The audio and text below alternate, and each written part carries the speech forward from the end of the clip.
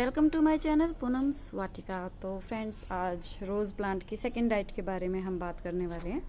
तो first feed जो मैंने इसको कराया था, फर्स्ट डाइट, वो मैंने आपको दिखाई थी। और उसके बाद अब देखिए कितने अच्छे मेरे रोज़ प्लांट चल रहे हैं। आपको याद होगा, अगर पीछे वीडियो देखे होंगे, ये मेरा देसी रोज़ का प्लांट था और इसमें सिर्फ एक स्टिक बची थी। और उस फर्स्ट फर्टिलाइज़र के बाद देखिए ये कितना बुशी हो गया और इसमें नए नए सूट्स भी आ रही हैं, कलियां भी बन रही हैं, देखिए पीछे तक। तो आज हम इसकी सेकंड डाइट के बारे में बात करेंगे। सेकंड फर्टिलाइज़र जो मैं आज इसको देने वाली हूँ वो मैं आपको दिखाऊंगी। और इसमें 5 तरह के फर्टिलाइज़र दिए जाएंगे अलग अलग। सेकंड के बाद फिर थर्ड फर्टिलाइज़र का वीडियो आएगा, तो कोई भी वीडियो मिस मत कीजिएगा। सॉरी, टंग स्लिप हो रही है। तो चलिए देर ना करते हुए दिखाती हूँ मैं आपको फर्टिलाइज़र क्या है, किस तरह से देना है, क्या क्या काम करता है वो हमारे रोज़ प्लांट्स में। और ये देखिए इसमें थोड़ा पानी की ना कमी है, 2-3 दिन से बारिश बंद है मेरी घर पे। और आज मैं इसमें पानी दूँगी तो ये कलियाँ खड़ी हो जाएंगी। बाकी बहुत सारी, बहुत हैवी ब्लूमिंग हो रखी है इसमें, ये देखिए।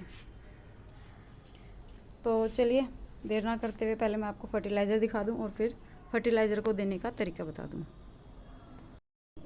तो फ्रेंड्स, ये है वो मैजिकल फर्टिलाइज़र जिसको मैं आज अपने रोज़ प्लांट्स में दूंगी। ये ग्रैनुअल फॉर्म में ही आता है और ये ज़्यादा महंगा भी नहीं है। और हाँ, ये हमें ख़रीद के देना ही पड़ेगा क्योंकि रोज़ बहुत हैवी फीडर प्लांट होता है और इसको एक ही तरह के अगर हम फर्टिलाइज़र देते रहेंगे तो बाकी न्यूट्रिएंट्स की कमी हो जाती है। तो इसलिए हमें इसको 5 तरह के अलग अलग फर्टिलाइज़र देने पड़ते हैं। तो ये हमारा सेकंड फर्टिलाइज़र है। देने का तरीका मैं आपको अभी बता दूंगी। और अब आप, अगर आपके पास भी रोज़ प्लांट है तो अब आप भी ये फर्टिलाइज़र ले आइए और मैं बताती हूँ किस तरह से देना है। तो देखते हैं। ये देखिए, एक सूख गया है, पुराना हो गया था, और भी कितनी ब्लूमिंग इसमें हो रही है। तो चलिए देने का तरीका बताते हैं। देखो, कोई भी फर्टिलाइज़र आप देते हो, देने का मेथड सेम ही मैं बताती हूँ कि मिट्टी की सबसे पहले गुड़ाई करके मिट्टी को ढीला कर लें। और ये जो एक्स्ट्रा, ये जो सफाई करके मैं इसमें ना पत्तियाँ डाल देती हूँ, ये आप भी डाल दीजिए। गार्डन की जब भी सफाई करें, फूल और पत्ती इसी में डाल दें ताकि जो इनकी कंपोस्ट धीरे धीरे बनती रहती है और पौधे को न्यूट्रिएंट्स मिलते रहते हैं। तो पहले हम इसकी गुड़ाई करेंगे अच्छे से और मिट्टी को ढीला करेंगे और मिट्टी को निकालेंगे। सभी तरह के फर्टिलाइज़र जो मैं आपको बताती हूँ वो इसी तरीके से दें, क्योंकि एक तो मिट्टी के अंदर ना नमी बनी रहती है, तो फर्टिलाइज़र जब हम उसमें डालते हैं तो नमी के कारण वो पिघलते रहते हैं और पौधों की जड़ें उन्हें आसानी से ले पाती हैं। अगर हम ऊपर ऊपर ऐसी फर्टिलाइज़र डाल देंगे तो वो इसी तरह सूख जाते हैं और सूखे फर्टिलाइज़र को पौधा अब्जॉर्व नहीं कर पाता है, सोख नहीं पाता है इनको। तो फिर इसीलिए हमें ये भी, अब मैं हटा लेती हूँ पत्तियाँ। और जो फर्टिलाइज़र मैंने जो ग्रैनुअल फर्टिलाइज़र आपको दिखाया था वो मैं इसमें दूंगी। ये देखिए, ये ना वो मांझा नहीं होता है पतंग का, वो आके फंस गया। तो फ्रेंड्स, अभी मैं ये मिट्टी सारी निकाल के फिर बताती हूँ किस तरह से देना है, क्योंकि अभी मेरे को थोड़ा काम करना पड़ेगा, तो मेरे को दोनों हाथ अपने फ्री रखने होंगे। तो देखिए, ये जो उस पे से पत्तियाँ थी पुरानी वो मैंने हटा दी हैं। मिट्टी को मैं ढीला कर चुकी हूँ और अब इसको मैं हटा दूँगी। देखिए, अंदर से इसमें नमी रहती है, इसीलिए जब इसमें हम अंदर फर्टिलाइज़र दबाते हैं तो नमी की वजह से वो पिघलता रहता है और पौधों की जड़ें आसानी से उसको सोख लेती हैं। तो मैं ये मिट्टी यहाँ निकाल दूँगी। गार्डनिंग में ना कुछ भी वेस्ट नहीं जाता है, पुरानी पत्तियाँ, पुराने फ्लावर जो नीचे गिर जाते हैं, कुछ भी नहीं, सब कुछ यूज़ हो जाता है। और हाँ, गुलाब में थोड़ा सा पैसा खर्चना पड़ेगा। वैसे ये जो फर्टिलाइज़र मैं बता रही हूँ ये बहुत ही सस्ता मिल जाता है मार्केट में। तो हाँ, अगर गुलाब आपने लगा रखा है तो, क्योंकि ध्यान भी इस पर ज़्यादा देना पड़ता है, हैवी फीडर होता है इसलिए। तो ये हम 2 से 2.5 इंच तक की मिट्टी निकाल लेंगे। मिट्टी निकालने के फ्रेंड्स एक फ़ायदा, देखो, एक तो चारों तरफ जब हम गुड़ाई करते हैं तो एक्स्ट्रा जो खरपतवार होती है वो निकल जाती है। अब जो खरपतवार है ना, पौधे का बहुत सारा न्यूट्रिएंट्स ले लेती हैं और पौधे तक नहीं पहुंचने देती पोषक तत्व। और एक जो फर्टिलाइज़र हम डालते हैं तो वो हीट प्रोवाइड करते हैं, तो उस हीट को निकलने का ना जगह मिल जाती है, क्योंकि मिट्टी ढीली हो जाती है और पौधों को सांस लेने के लिए, पौधों की जड़ों को सांस लेने के लिए जगह मिल जाती है। तो इसीलिए इसकी पौधे की गुड़ाई करना और मिट्टी को ढीला करना ज़रूरी होता है। तो जब मैं फर्टिलाइज़ करती हूँ तो ये काम साथ में ही हो जाता है, क्योंकि मैं हमेशा गुड़ाई करके मिट्टी निकाल के 2-2.5 इंच और उसके बाद फर्टिलाइज़र दबाती हूँ।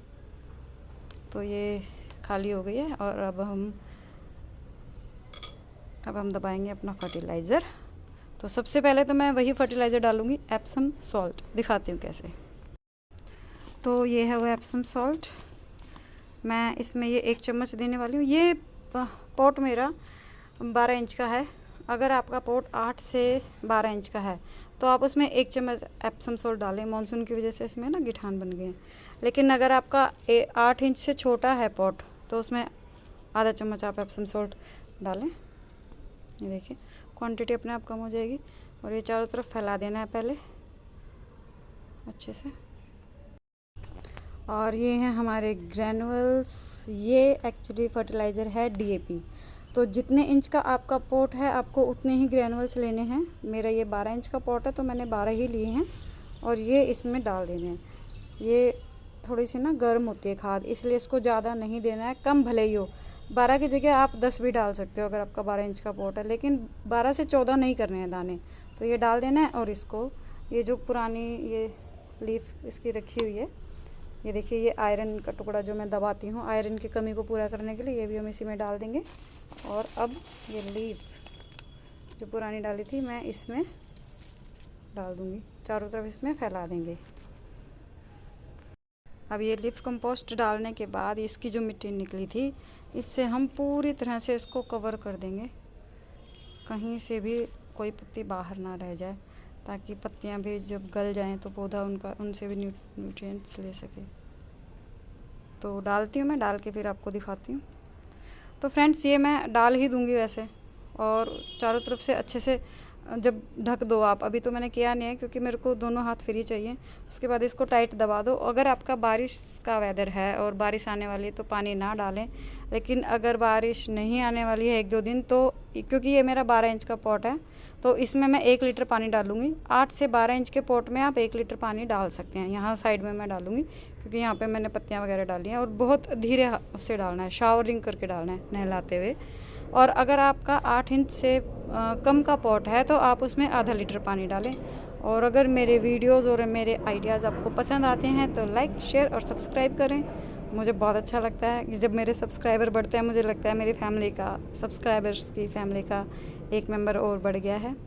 तो मिलते हैं अगले वीडियो में किसी नई जानकारी के साथ। Till then bye bye.